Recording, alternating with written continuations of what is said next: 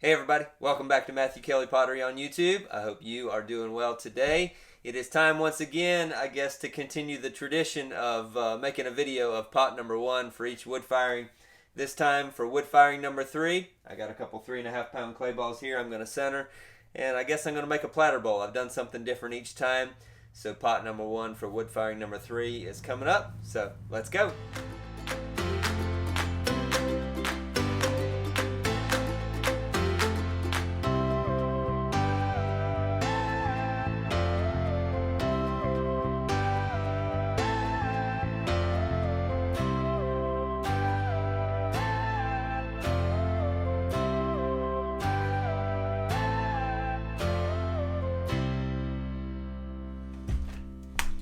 Well, if you've been here any length of time on my channel, you've seen me do this before, but just for the sake of anybody who might be new, I'm going to show how I center this 7 pound clay ball in 2 smaller clay balls. So I've got 2 3.5 pound clay balls that I'm going to center the first one and then throw the second one on top.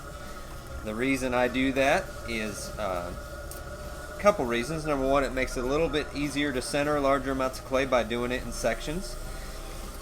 This is a little bit stiffer clay than I would normally use for just smaller pieces, but seeing it's going to be a larger platter bowl, I wanted to have a little bit stiffer clay, and so it definitely helps center stiffer clay by doing it in sections as well, because one of the harder parts about centering anything stiff or large would be to get the bottom centered, because you can cone up to center just about anything, but that mainly helps the top portion of the clay ball more than it does the bottom. It helps the whole clay ball, but I don't cone up to center, as most of you know. I don't necessarily know why I don't do that, but I just don't find it necessary or useful. So, but one of the main things I do is get the bottom clay ball centered, and I round that top like that. There's a little bit of an air bubble right there.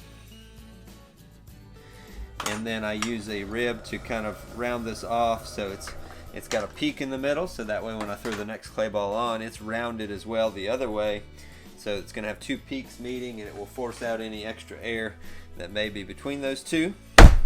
And then I can also help push this towards the center before I start throwing it. What it does is allow the bottom, see, got knocked off a little bit, but at the very bottom it's still pretty close to center. Allows, like I said, to center a larger clay ball a little bit easier that way. You can do that no matter what size clay balls you're working with. If you just want to put 2 2-pound clay balls together, it will help you center 4 pounds of clay a little bit easier, as long as you don't have air in your clay. This was some older clay sitting in a bag that I pulled out and then I wedged by hand, because right now my pug mill has clay from my gas kiln in it, and I didn't want to run that out yet, because there's a few more things that I need to make that I want to use that in the pug mill for.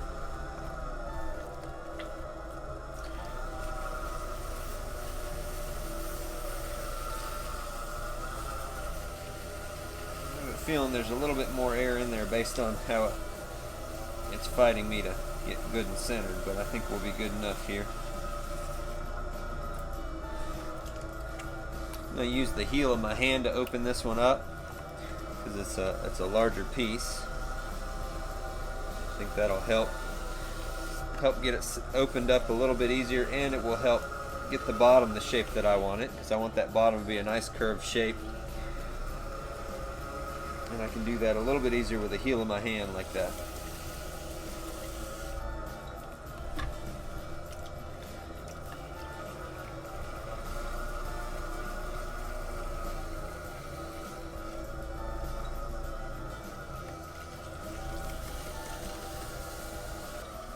When I finished opening that up, I cut my hands up under the bottom like that to create the undercut, but also give me a place to start pulling from. I'm going to pull this in kind of like a V to start with, and then I'll come and back later and shape that mainly from the inside.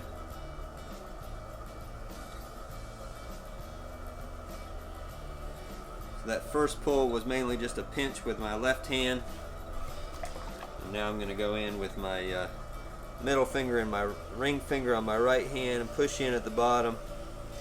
and then pinch together between those two and all my fingers on the inside. Like I said, and pinch up and kind of pull that up and out in like a V shape. And I think I got some air bubbles I got to get rid of. I can feel them while I'm pulling. Actually, there's something hard in there.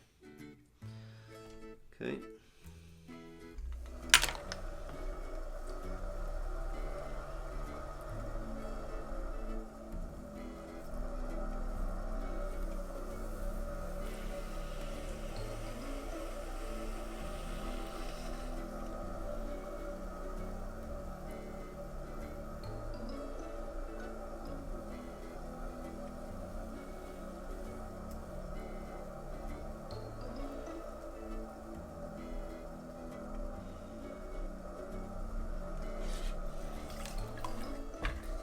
Before I start to do any shaping, I'm going to put my little foot on the bottom here like I normally do, and that foot is not only decorative, it is also functional, because it puts a nice little groove right up here above the foot where it's skinnier than the bowl and the widest part of the foot, and that allows, if somebody wants to use this as a wall decoration, you can wrap a wire around that part of the foot and hang that from and not have wires showing and not have your plate hangers showing on the edge of the bowl.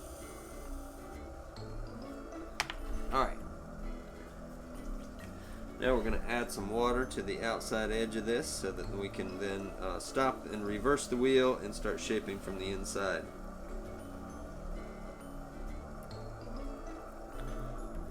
Alright, once I finish adding that water, like I said, I'm going to stop and reverse the wheel.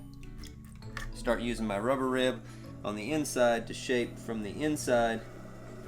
Usually start on the rim, and I start by pushing just a little bit at a time. I'm going to push out, supporting it on the outside with my left hand, work my way down towards the bottom.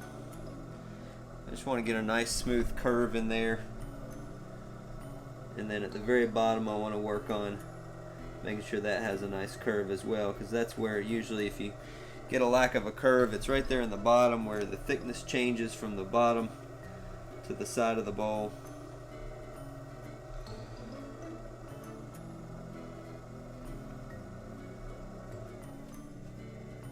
That wobble's really wanting to mess with me now.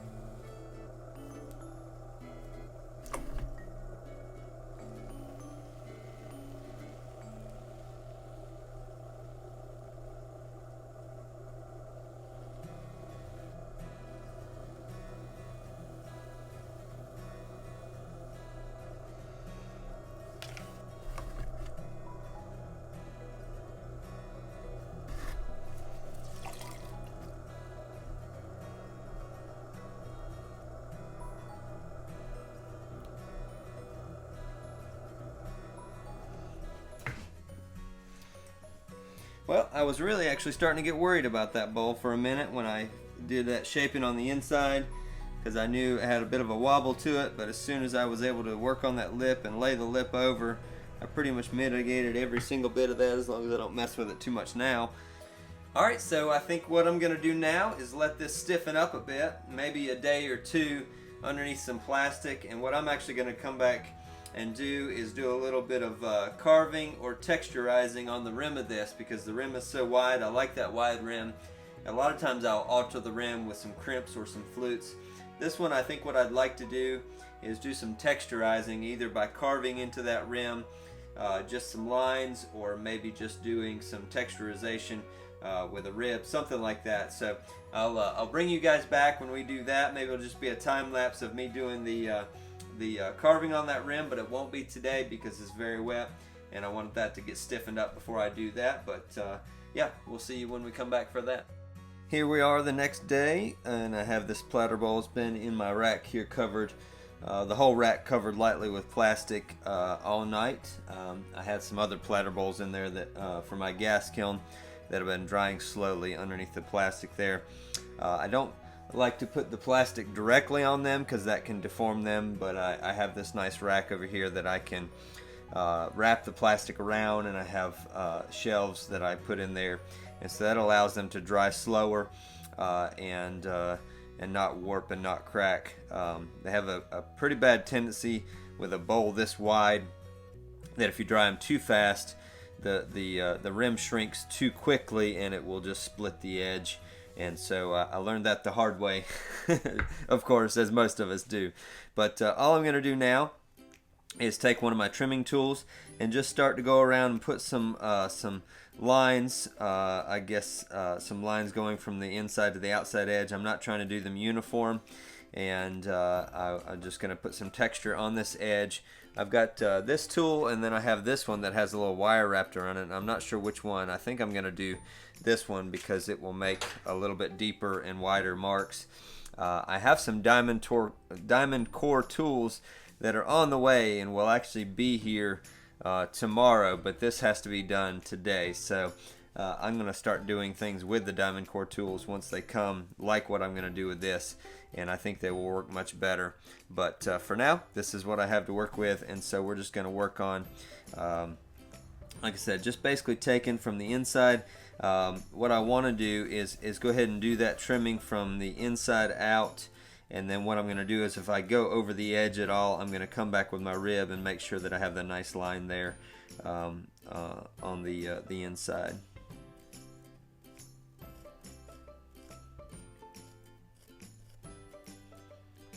And I don't want a bunch of junk in the bowl, but that's going to happen.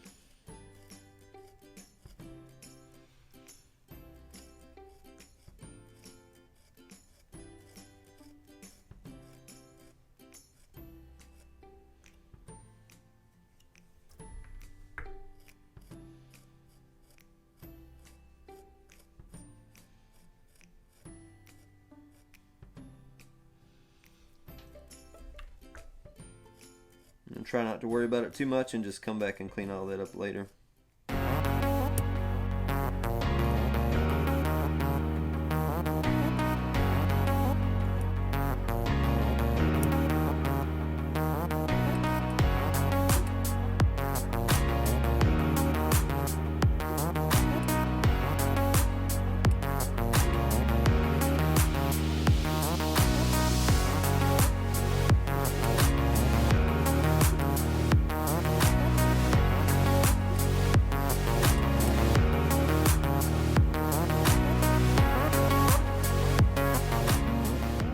The best thing to do at this point is to leave all those trimmings actually in there, because the platter bowl is more damp down in the bottom here than it is up on the edge. And if I go to try to clean all these trimmings out now, they'll probably either stick or it'll cause a mess, and I'll have to come back in and smooth that out with my rib again. So I think I'm going to put this back on the rack with all the trimmings on it, and as it dries, I'm going to dry it slowly still from this point. But as it dries, I think those will dry first, and then as the whole thing dries, those will probably just brush right out, and then I'll bring you guys back when I'm at that point to brush those out, and then I'll also probably sand this rim just very lightly to get any rough edges off. But I think I'm really going to like the contrast between whatever glaze I put from here down on the inside and this rim being raw with the texture. It'll just be salt glaze and have that texture and rim in the rim. I think it'll be very, very nice. I'm excited about that. But I'll see you guys in just a second. But for me, it'll be a couple days before I get to the next part of this video and where we get all those trimmings out. So we'll see you then.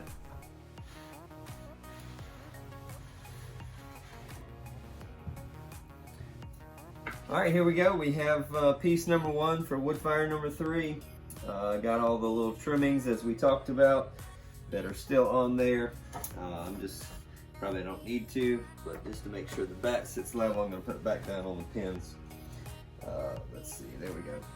Now we can come along and get all these little pieces off. I'll probably come back with a knife and clean up this edge make sure there's no sharp burrs or whatever on that. But I think this is going to be really cool. I'm definitely going to be working on several pieces for this wood firing with some carving. I got my, I received my diamond core tools in the mail yesterday. Super excited about that. But as I said, I thought that, yes, perfect. I thought if we tried to get those out while it was still a little bit damp down in here, that would cause a mess. But I think that's going to be really nice now. Got that nice carving around the rim. And we'll do some kind of a design down on the bottom. Not sure what yet. Actually, that's a good idea. I hadn't even thought that far ahead. But either way, that is piece number 1 for wood firing number 3. I'll sign it that way. I've had my 2 first pieces for the first 2 wood firings I signed. Number 1 and then number 1 and then number 1 and number 2, and this will be number 1, number 3. Just to have some unique pieces out there. First pieces I made for each wood firing, and then also number quite a few pieces for each firing with that number as well. But anyway, thank you guys as always for being here. Thank you for supporting the channel and supporting my Etsy sales, my Instagram, Facebook, all the social media. If you want to follow me, get constant, or not constant updates, if you want to get updates on what's going on around here, follow me on any of those, and you can keep up to date. And anyway, hope you guys have a great day, and we'll see you in the next video. Thanks. Bye.